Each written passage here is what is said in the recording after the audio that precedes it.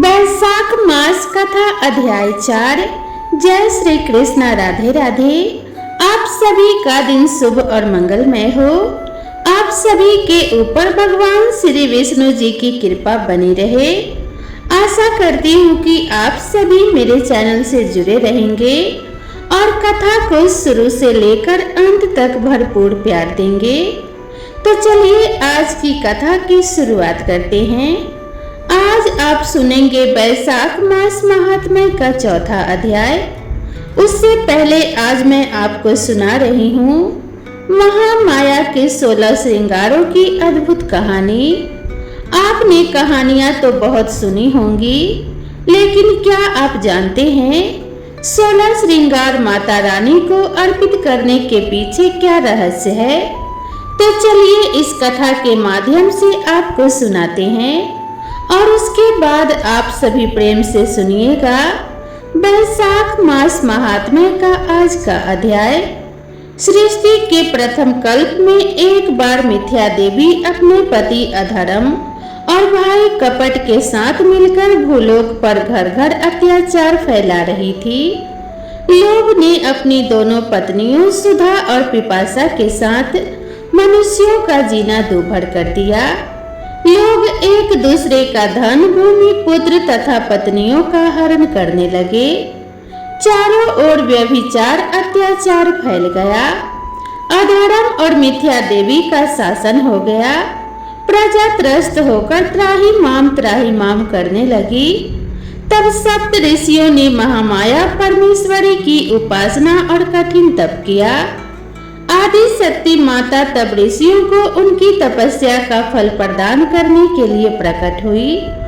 भूतल पर धर्म की स्थापना करने के लिए और अधर्म का नाश करने के लिए माता रानी ने अंश रूप में अपने शरीर से अग्निदेव और उनकी पत्नी स्वाहा देवी को यज्ञदेव तथा उनकी पत्नी दीक्षा देवी और दक्षिणा देवी को पितृदेव और उनकी पत्नी स्वधा देवी को पुण्य देव और उनकी पत्नी प्रतिष्ठा देवी को सुशील देव और उनकी पत्नियों शांति देवी और लज्जा देवी को ज्ञान देव और उनकी पत्नियों बुद्धि देवी मेधा देवी धृति देवी को अपने शरीर से उत्पन्न किया और अधर्म तथा मिथ्या देवी की सत्ता को समाप्त करने का आदेश दिया। हजारों वर्षों तक बड़ा भीषण युद्ध चला, लेकिन मिथ्या देवी को कोई भी हरा नहीं पाया। यह देखकर माता परमेश्वरी ने अपने शरीर से पुनः वैराग्य देव तथा उनकी पत्नी श्रद्धा देवी और भक्ति देवी को वायु देव और उनकी पत्नी स्वास्ति देवी को, मोह देव तथा उनकी पत्नी दया देवी को, सुख देव तथा उनकी पत्नी तंद्रा देवी और प्रीति देवी को तथा रुद्र देव और उनकी पत्नी कलाग्नि देवी को अपने शरीर से उत्पन्न किया। फिर उन सब के बीच भीषण युद्ध छिड़ गया। एक ही क्षण में रुद्र देव और उनकी पत्नी कलाग्नि देवी ने मिथ्या देवी तथा अधर्म कपट को तथा उनके सभी साथियों को बंदी बना लिया।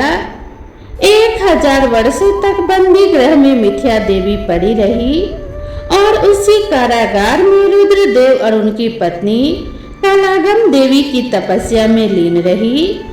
मिथ्या देवी की तपस्या से प्रसन्न होकर आखिरकार रुद्र देव और माता कलाग्नि देवी प्रकट हुई और मिथ्या देवी को आशीर्वाद दिया।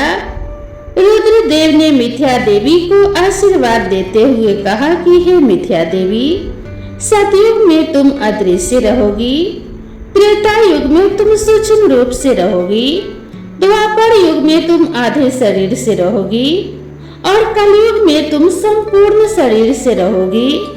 कलयुग में ही सर्वत्र तुम्हारा शासन होगा। तब माता कलाग्नि देवी ने मिथ्या देवी को आशीर्वाद स्वरूप कहा कि हे मिथ्या देवी, हमारे शरीर के 16 श्रृंगारों का अंश रूप से धरती पर अवतरण हुआ है। तुम उनके पास कभी मत जाना, नहीं तो तुम वहीं पर भस्म हो जाओगी। देवी की बात सुनकर मिथ्या देवी ने हाथ जोड़कर पूछा, माते आपके 16 श्रृंगार अंश रूप से कहाँ कहाँ पर हैं, कृपया बताइए। तब माता कहने लगी, हमारी आंख का काजल क्षीर सागर के रूप में है, हमारी मांग का सिंदूर शेषनाग का रूप धारण करके श्री विष्णु की सैया बनकर क्षीर सागर में है, हमारे पांव का महावर वृक्ष रूप में कौशल देश में है। जब श्री विष्णु का राम रूप में अवतार होगा तब मेरे भक्त कच्छप का केवट रूप में जन्म होगा। केवट इसी वृक्ष को काट कर नाव बनाएंगे और उसी नाव से केवट श्री विष्णु रूपी श्री राम को गंगा जी के पार उतारेंगे। हमारे भाल की बिंदी गोकुल में गौ रूप धारण करके लाखों की संख्या में श्री कृष्ण अवतार में श्री कृष्ण के साथ रहकर उनकी लीलाओं का रस पान करेंगी। हमारी चूड़ियां नदियों का रूप धारण करके सरयू नाम से जानी जाएंगी, जो श्री राम की लीलाओं का रस स्वादन करेगी। हमारी पायल पीतांबर का रूप धारण करके हमेशा श्री कृष्ण के शरीर पर विद्यमान रहेगी। हमारे पांव के बिछिए मंदराचल पर्वत के नाम से जाने जाएंगे। अगले कल्प में सागर मंथन की लीला होगी, जिसमें मंदराचल पर्वत मथानी बनेगा। हमारी नासिका की नथनी ब्रह्मा जी का कमंडल है, हमारे कान के कर्णफूल कुंडल का रूप धारण करके रुद्रदेव के कर्ण में विराजमान है और हमारे कमर की करधनी बलराम के हल का फल बनकर असुरों का विनाश करेगी। इसीलिए है मिथ्या देवी, तुम इनके पास भूलकर भी मत जाना, नहीं तो तुम एक क्षण में ही वहीं जलकर भस्म हो जाओगी।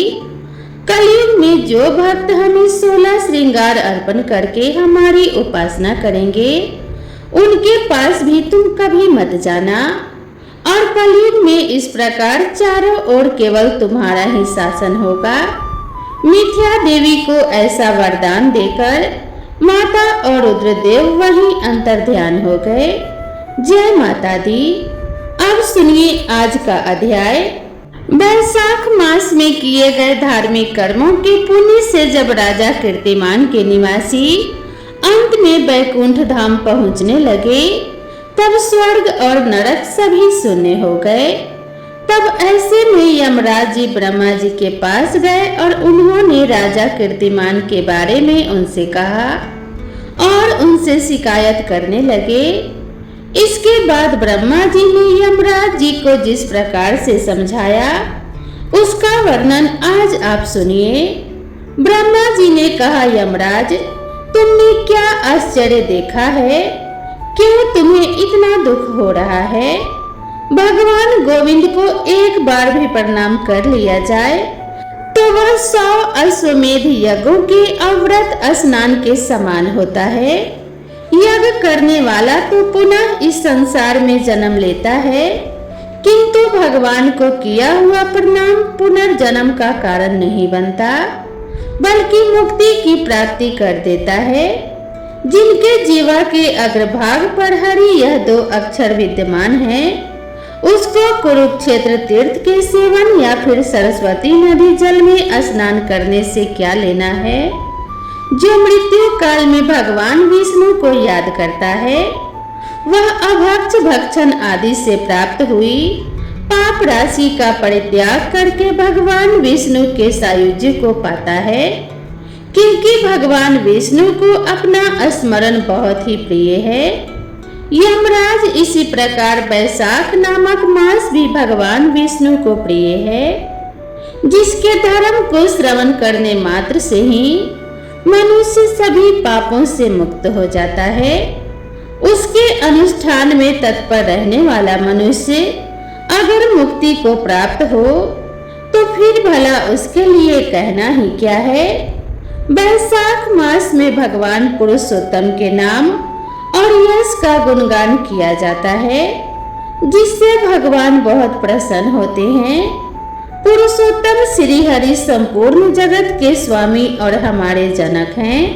यह राजा कीर्तिमान वैशाख मास में उन्हीं भगवान के प्रिय धामों का अनुष्ठान करता है, जिससे प्रसन्नचित होकर भगवान विष्णु सदा उसकी सहायता में स्थित रहते हैं। भगवान वासुदेव के भक्तों का कभी अमंगल नहीं होता। उन्हें जन्म, मृत्यु, जरा और व्याधि का भय भी नहीं होता।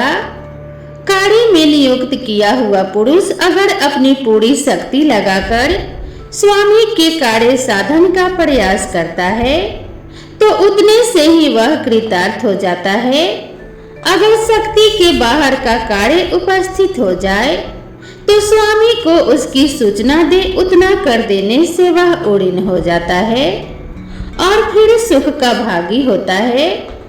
जिसने उस प्रयोजन को अपने स्वामी से निवेदन करके कर लिया, उसके ऊपर ना तो कोई ऋण है और ना ही कोई पाप लगता है। अपने कर्तव्य पालन के लिए पूरा प्रयास कर लेने पर प्राणी को कोई अपराध नहीं रहता। यह कार्य तुम्हारे लिए असंभव है, इसीलिए इसके विषय में तुम्हें शोक नहीं करना चाहिए। श्री ब्रह्मा जी के ऐसा कहने पर यमराज ने दीनवाणी में कहा, तात मैंने आपके चरणों की सेवा से सब कुछ पा लिया। तब ब्रह्मा जी ने पुनः समझाते हुए कहा, धर्मराज, राजा कीर्तिमान विष्णु धर्म के पालन में तत्पर है। चलो हम लोग भगवान विष्णु के पास चलते हैं और उन्हें सारी बात बताकर उसके बाद उनके कहे अनुसार कार्य किया जाएगा। वे ही इस जगत के कर्ता, धर्म के रक्षक और नियामक हैं। इस प्रकार यमराज को आश्वासन देकर ब्रह्मा जी उनके साथ ही क्षीर सागर के तट पर गए। वहां उन्होंने सच्चिदानंद स्वरूप परमेश्वर श्री विष्णु की स्तुति की। ब्रह्मा जी की स्तुति से संतुष्ट होकर भगवान श्री हरि वहां प्रकट हो गए। यमराज और ब्रह्मा जी ने तुरंत ही उनके चरणों में मस्तक झुकाया। तब भगवान श्री हरि ने मेघ के समान गंभीर वाणी में उन दोनों से कहा कि आप लोग यहाँ क्यों आए हैं। तब ब्रह्मा जी कहने लगे, प्रभु, आपके श्रेष्ठ भक्त राजा कीर्तिमान के शासन काल में सभी मनुष्य वैशाख धर्म के पालन में तत्पर होकर आपके अविनाशी पद को प्राप्त हो रहे हैं। इससे पूरी यमपुरी सुनी हो गई है। उनके ऐसा कहने पर भगवान विष्णु हंसते हुए बोले, मैं लक्ष्मी को त्याग दूंगा। अपने प्राण शरीर से वत्स, कौस्तुभ मणि, वैजंती माला, श्वेत द्वीप, वैकुंठ धाम, क्षीर सागर, शेषनाग और गरुड़ जी को भी छोड़ दूंगा, लेकिन अपने भक्त का त्याग नहीं कर सकूंगा, जिन्होंने मेरे लिए सब भोगों का त्याग करके अपना जीवन तक मुझे सौंप दिया है, जो मुझ में मन लगाकर मेरे स्वरूप के हो गए हैं। उन महाभाग्य भक्तों को मैं भला कैसे त्याग सकता हूँ।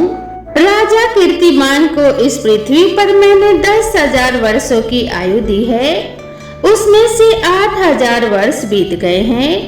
शेष आयु और बीत जाने पर उसे मेरा सायुज्य प्राप्त होगा। उसके बाद पृथ्वी पर वेद नामक दुष्ट आत्मा राजा होगा, जो सभी वेदों महाधर्मों का लोप कर देगा। उस समय वैशाख मास के धर्म भी छिन्न भिन्न हो जाएंगे। बेन अपने ही पाप से भस्म हो जाएगा। इसके बाद मैं पृथु होकर पुनः सब धर्मों का प्रचार करूंगा। उस समय लोगों में वैशाख मास के धर्म को भी प्रसिद्ध करूंगा। सहस्र मनुष्यों में से कोई ऐसा होता है जो मुझ में अपने मन प्राण अर्पित करके अपना सब कुछ मुझे समर्पित कर दे और मेरा भक्त बन जाए। जो ऐसा होता है वही मेरे धर्मों का भी प्रचार करता है। और इस वैशाख मास में से भी मैं वैशाख धर्म में तत्पर रहने वाले महात्मा पुरुषों और राजा के द्वारा समय अनुसार आपके लिए भाग दिलाऊंगा। लोक में जो कोई भी वैशाख मास का व्रत करेंगे वे आपको भाग देने वाले होंगे। वैशाख मास में बताए गए महाधर्म के पालन में आप कभी कोई विघ्न मत उपस्थित करना। यमराज को इस प्रकार आश्वासन देकर भगवान विष्णु वहीं अंतर्ध्यान हो गए। श्री ब्रह्मा जी भी अपने सेवकों के साथ सत्यलोक को चले गए। उनके बाद यमराज जी भी अपनी यमपुरी को पधार गए। वैशाख मास की पूर्णिमा को पहले धर्मराज के उद्देश्य से जल से भरा हुआ घड़ा, दही और अन्न देना चाहिए। उसके बाद पितरों, गुरुओं और भगवान विष्णु के उद्देश्य से शीतल जल, दही, अन्न, पान और दक्षिणा फल के साथ कांसे के पात्र में रखकर ब्राह्मण को देना चाहिए। भगवान विष्णु की दिव्य प्रतिमा वैशाख मास के महात्म की कथा सुनाने वाले दीन ब्राह्मण को देनी चाहिए। उस धर्म वक्ता ब्राह्मण को अपने धन से भी पूजित करना चाहिए। राजा कीर्तिमान ने सब कुछ उसी प्रकार किया। उन्होंने पृथ्वी पर मनवांछित भोग भोग कर शेष आयु पूरी होने के बाद पुत्र पौत्र आदि के साथ श्री विष्णु धाम को प्रस्थान किया। मिथिलापति ने कहा कि हे महामते, दुरात्म राजा बेन सबसे पहले स्वयंभू मनवंतर में हुआ था और यह राजा इक्ष्वाकु कुलभूषण कीर्तिमान व्यवस्था मनवंतर के व्यक्ति में है। यह बात पहले मैंने आपके मुख से सुन रखी है, परंतु इस समय आपने और ही बात कही है कि यह राजा जब बैकुंठ चले जाएंगे उसके बाद राजा बेन उत्पन्न होगा। मेरे इस संशय को आप दूर कीजिए। तब श्रुतदेव जी ने कहा, राजन, पुराणों में जो विषमता प्रतीत होती है वह युग भेद और कल्प भेद की व्यवस्था के अनुसार है। किसी कल्प में ऐसा ही हुआ होगा कि पहले राजा कीर्तिमान और उसके बाद बेन हुआ होगा। इसीलिए कहीं कथा में समय की विपरीतता को देखकर उसके अप्रामाणिक होने की आशंका कभी नहीं करनी चाहिए।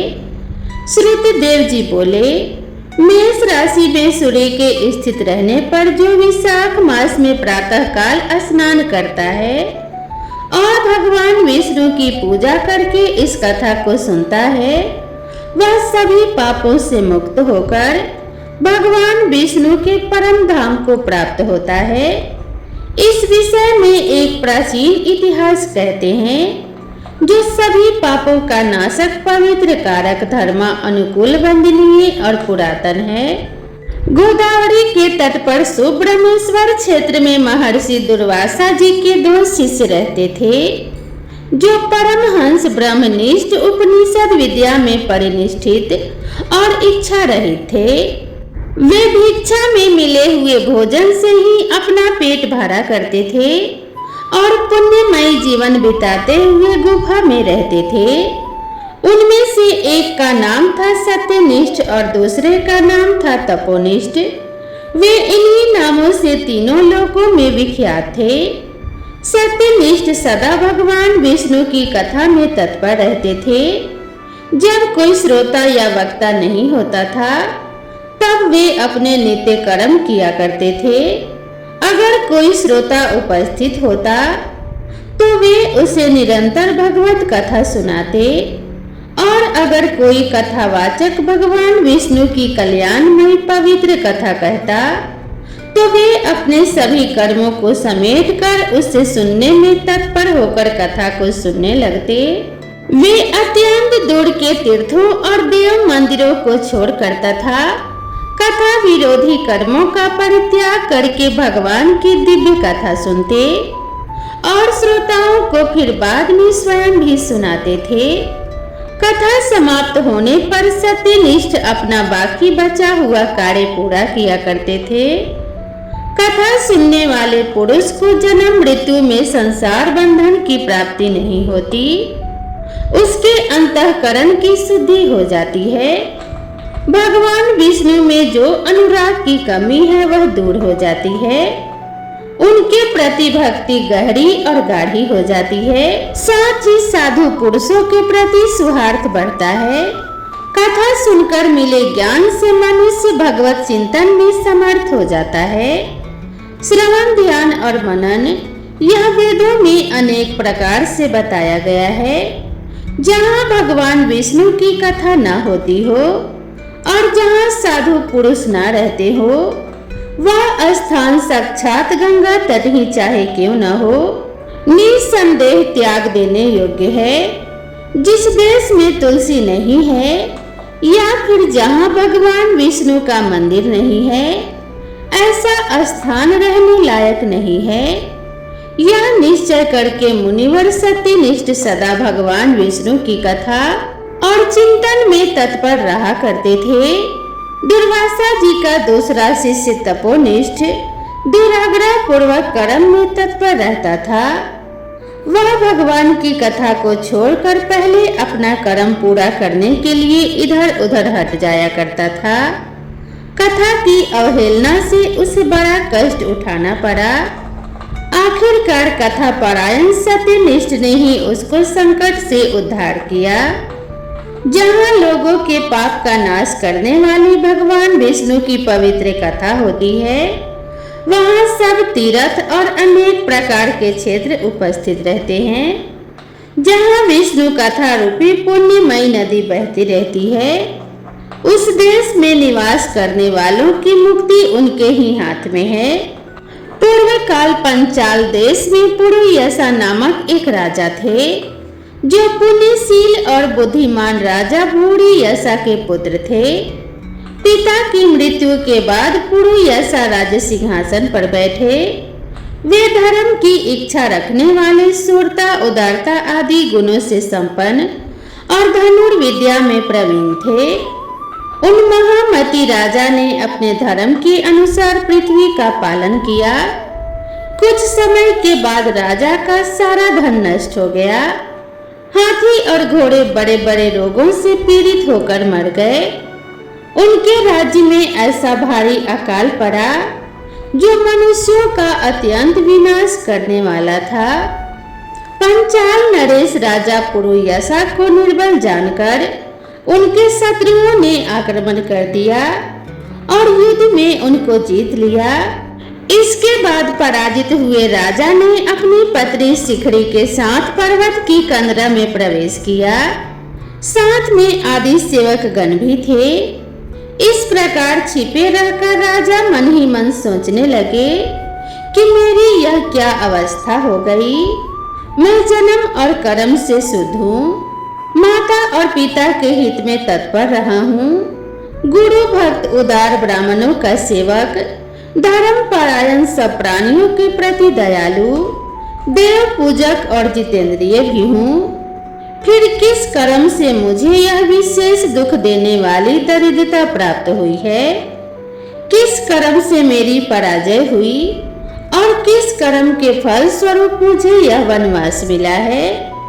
इस प्रकार से चिंता से व्याकुल होकर राजा ने खिन्न मन से अपने सर्वज्ञ गुरु मुनि श्रेष्ठ याज और उपयाज का स्मरण किया। राजा के आवाहन करने पर दोनों बुद्धिमान मुनीश्वर वहां आए। उन्हें देखकर पंचाल प्रिय नरेश सहसा उठकर खड़े हो गए और बड़ी भक्ति भाव के साथ गुरुदेव के चरणों में मस्तक रखकर प्रणाम किया। फिर वन में पैदा होने वाली शुभ सामग्रियों के द्वारा उन्होंने उन दोनों का पूजन किया और विनीत भाव से पूछा, विप्रों, मैं गुरु चरणों में भक्ति रखने वाला हूँ। मुझे किस कर्म से यह दरिद्रता, कोष हानि और शत्रुओं से पराजय मिली है? किस कारण से मेरा वनवास हुआ और मुझे अकेले रहना पड़ा है? मेरा ना कोई पुत्र है, ना भाई है, ना ही हितकारी मित्र ही है। मेरे द्वारा सुरक्षित राज्य में यह बड़ा भारी अकाल अचानक कैसे पड़ गया? यह सब बातें विस्तार पूर्वक मुझे बताइए। राजा के इस प्रकार पूछने पर वे दोनों मुनि श्रेष्ठ कुछ देर ध्यान मगन होने के बाद इस प्रकार कहने लगे कि राजन, तुम पहले के 10 जन्मों तक महापापी व्याघ्र अर्थात शिकारी रहे हो। तुम सब लोगों के प्रति क्रूर और हिंसा परायण थे। तुमने कभी लेश मात्र भी धर्म का अनुष्ठान नहीं किया। इंद्रिय संयम तथा मनोविग्रह का तुम में सर्वथा अभाव था। तुम्हारी जीवा कभी भी किसी भी प्रकार भगवान विष्णु का नाम नहीं लेती थी। तुम्हारा मन गोविंद के चारों चरणारविंद का चिंतन नहीं करता था और तुमने कभी भी मस्तक झुकाकर परमात्मा को प्रणाम भी नहीं किया। इस प्रकार दुरात्मा शिकारी का जीवन बिताते हुए तुम्हारे 9 जन्म पूरे हो गए। 10वां जन्म प्राप्त होने पर तुम सही पर्वत पर पुनः व्याध हुए। वहां सभी लोगों के प्रति क्रूरता करना ही तुम्हारा स्वभाव था। तुम मनुष्यों के लिए साक्षात यमराज के समान थे। दयाहीन, शास्त्रजीवी और हिंसा परायण थे। अपनी स्त्री के साथ रहते हुए राह चलने वाले पथिकों को तुम बड़ा कष्ट दिया करते थे।